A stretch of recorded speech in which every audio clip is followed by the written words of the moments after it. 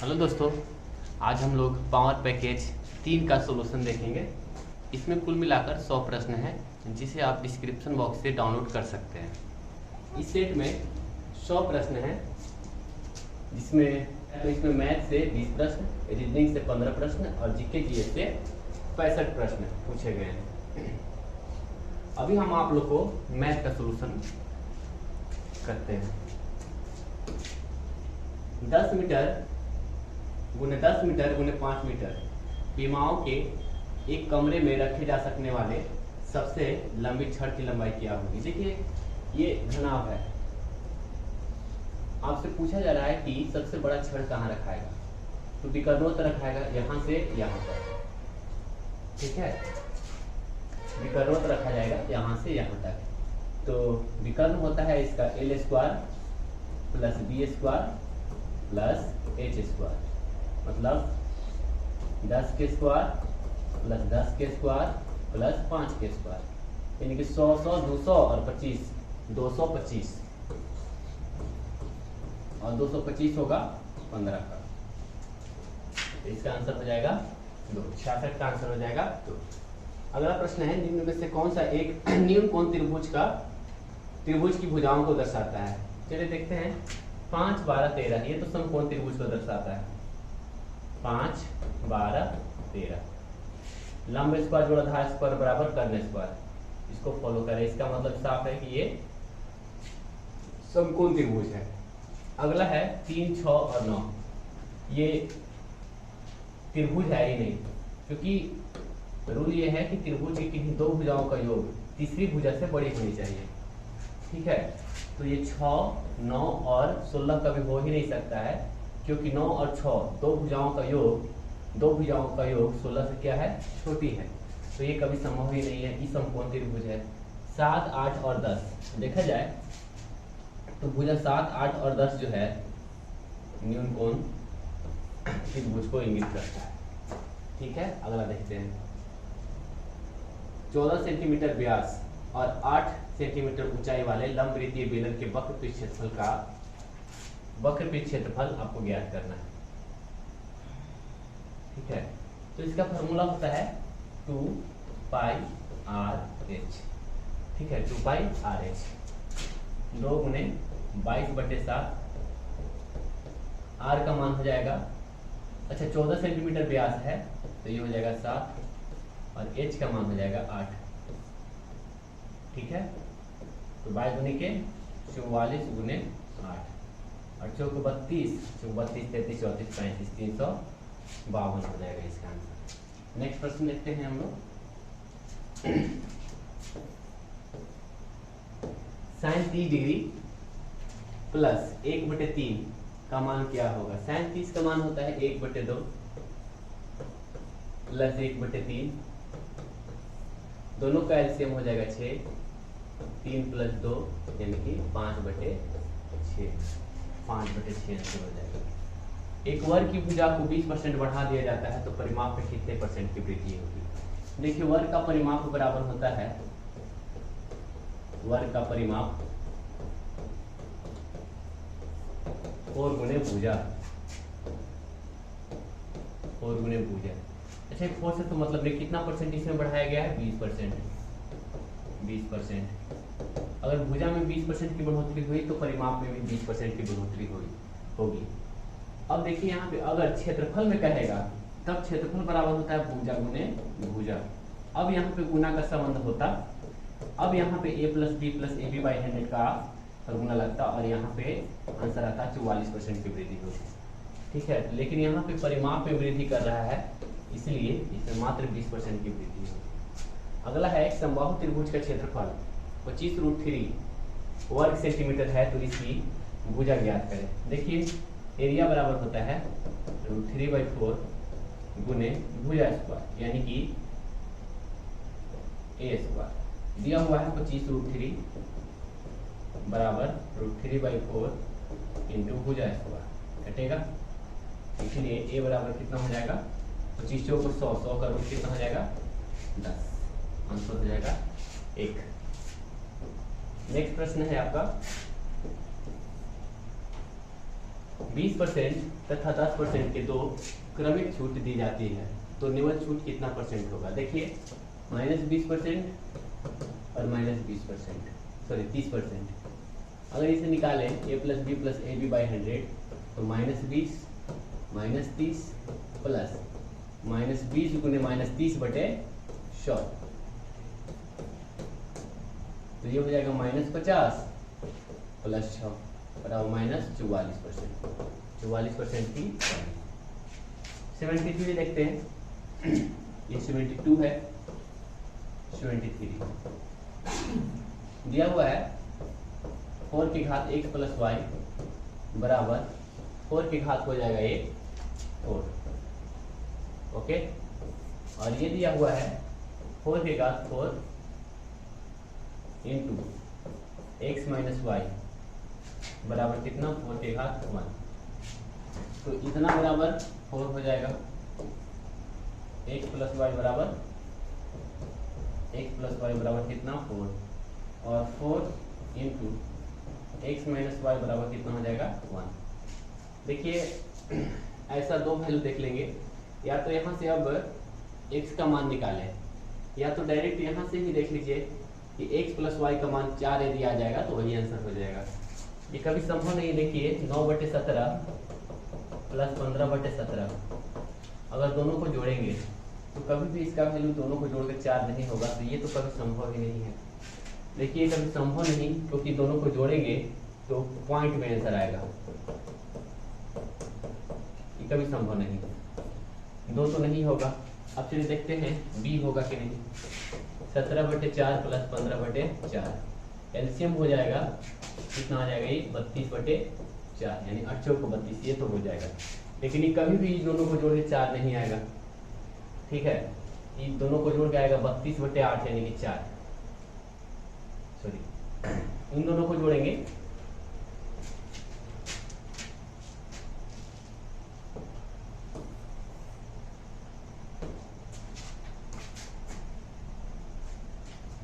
B में देखते हैं 17/4 और 15/4, 17/4 + 15/4 एलसीएम लेंगे 4, और इन दोनों को जोड़ेंगे तो आएगा 32, तो इसका रिजल्ट आएगा 8। और हम जानते हैं कि x + y का मान लाना है 4, तो ये 3 ऑप्शन तो हो ही नहीं सकता, तो एक ही ऑप्शन बचाना। तो डायरेक्ट आप हिट एंड ट्रायल से भी बना सकते हैं इसे। हाँ, देखिए नेक्स्ट प्रश्न है, a किसी काम को b दिन में पूरा कर सकता है, b उसी काम को 25 दिन में पूरा कर सकता है। यदि दोनों मिलकर 3 दिन तक काम करें तो कुल कार्य का कितना प्रतिशत पूरा हो जाएगा? देखते हैं कि कितना काम करवा देते हैं इन लोग से। 100 काम करवा देते हैं, यानी कि 100 ईंट जोड़वाते हैं, ठीक है। इस हिसाब से एक दिन में 5 ईंट जोड़ेगा और एक दिन में 4 ईंट जोड़ेगा। कह रहा है कि 3 दिन में यदि दोनों मिलकर काम करें तो 3 दिन काम कर रहा है, यानी एक दिन में 9 ईंटा जोड़ रहा है। ए 5 ईंटा और बी 4 ईंटा, तो एक दिन में 9 ईंटा, तो 3 दिन में 27 ईंटा। तो देखिए 27 ईंटा जोड़ रहा है, कितना में? 100 ईंटा में। तो बताइए कितना परसेंट पूरा हुआ काम? तो परसेंट में निकालना है तो 100% से इसको गुना कर देंगे, 27%। इसका आंसर हो जाएगा 4। एक व्यक्ति एक परीक्षा में कुल 35% का कुल अंकों नेक्स्ट प्रश्न है 75। एक व्यक्ति एक परीक्षा में कुल अंकों का 75% अंक प्राप्त करता है तथा 40 अंक से अनुत्तीर्ण हो जाता है, ठीक है, अनुत्तीर्ण हो जाता है। परीक्षा में उत्तीर्ण होने के लिए 55% अंक चाहिए। देखिए पास मार्क कितना परसेंट है? 55%। कितना अंक लाता है? 45% अंक लाता है, निश्चित तौर पर फेल है। और कह रहा है कि 40 अंक से अनुत्तीर्ण हो जाता है, यानी 40 नंबर और लाता तो ही पास हो जाता, यानी कि 55% तक पहुंच जाता। परीक्षा में अधिकतम अंक कितने हैं? तो देखिए 45% प्लस 40 बराबर कितना? 55%। एक तरफ कर ले दोनों को, ये हो जाएगा 10% बराबर 40। तो 100% का मान कितना हो जाएगा? 100% का मान हो जाएगा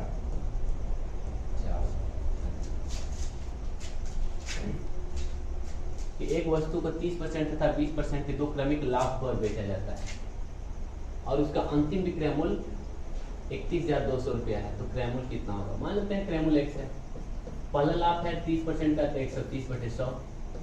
दूसरा लाभ है 20% का, तो 120/100 बराबर 31,200। 2 जीरो से पहले 2 जीरो काट लेते हैं। 12 से काटिए, 12 दूनी के 24, 24 और 7, 12 छक 72 और ये कटेगा 13 दूनी के 26। तो x का मान आ जाएगा 20,000 आंसर। अगला प्रश्न है कि एक शहर में पेड़ों की संख्या 17,640 है। यदि पेड़ की संख्या में 5% की वार्षिक वृद्धि होती है तो 2 वर्ष पहले पेड़ की संख्या कितनी थी? मान लेते हैं कि 2 वर्ष पहले पेड़ की संख्या x थी, ठीक है। अब कह रहा है कि 5% की वृद्धि होती है, तो 105/100 फिर 105/100 बराबर 17,640। ये हो जाएगा 21, ये 20, 21, ये हो जाएगा 20। इसे काट लीजिए, तो ये कटेगा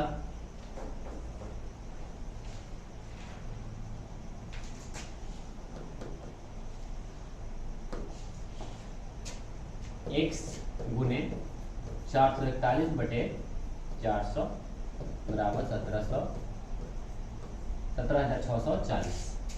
चलिए इसको काटेंगे तो ये कटेगा 4 बार में। x बराबर कितना हो जाएगा? 16,000 आंसर। अगला प्रश्न देखते हैं।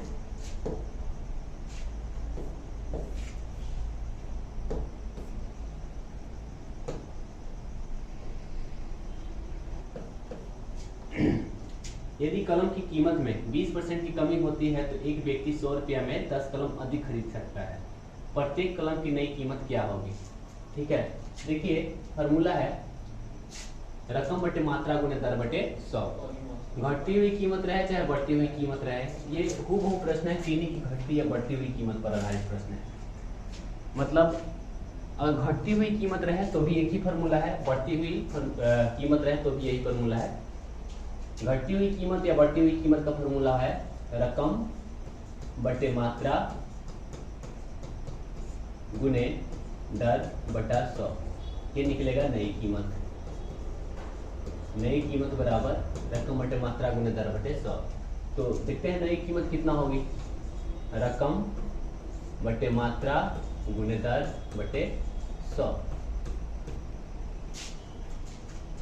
प्रत्येक कलम की नई कीमत 2 रुपये होगी। अगला प्रश्न है 10% प्रति वर्ष पर 3 वर्ष के लिए किसी राशि पर साधारण ब्याज और चक्रवृद्धि ब्याज के बीच का अंतर 93 रुपया है, तो राशि कितनी है? देखिए 79 में 92 है, तो 10% की 3 वर्ष के लिए CI बराबर होता है 33.1% और 10% की दर से 3 वर्ष के CI हो गया 30%। कितना का अंतर हो गया? 3.1% बराबर कितना हो जाएगा? 93। तो 100% का मान हो जाएगा।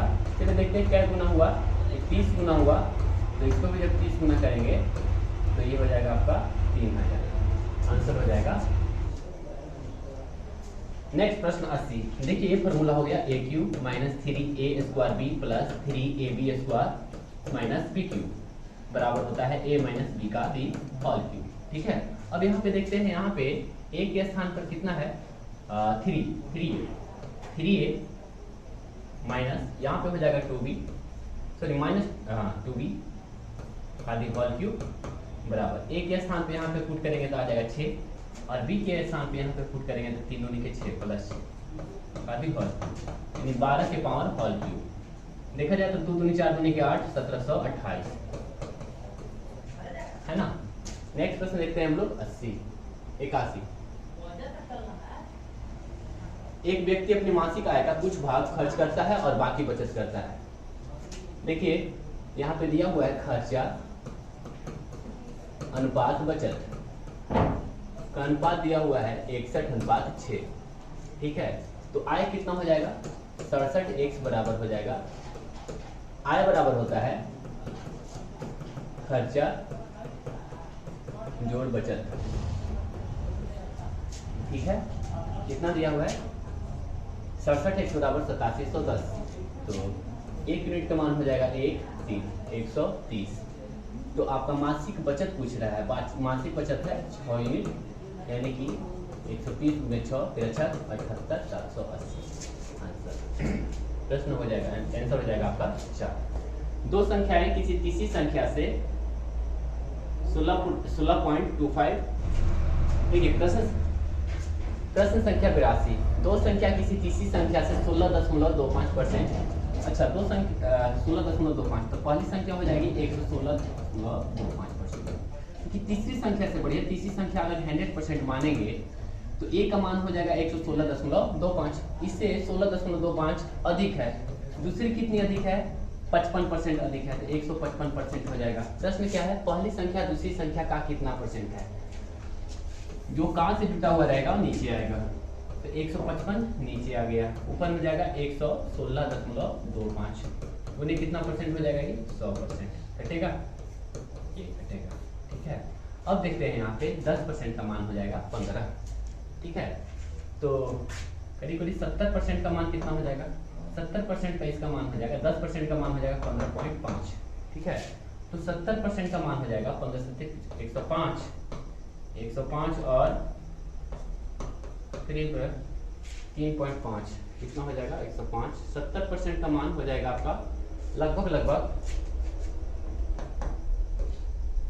108.5, हाँ यही होगा 75%, और 5% का मान देखेंगे तो 7.5 हो जाएगा, करीब वहां तक पहुंच जाएंगे हम लोग। तो 82 का हो गया। 83 देखते हैं।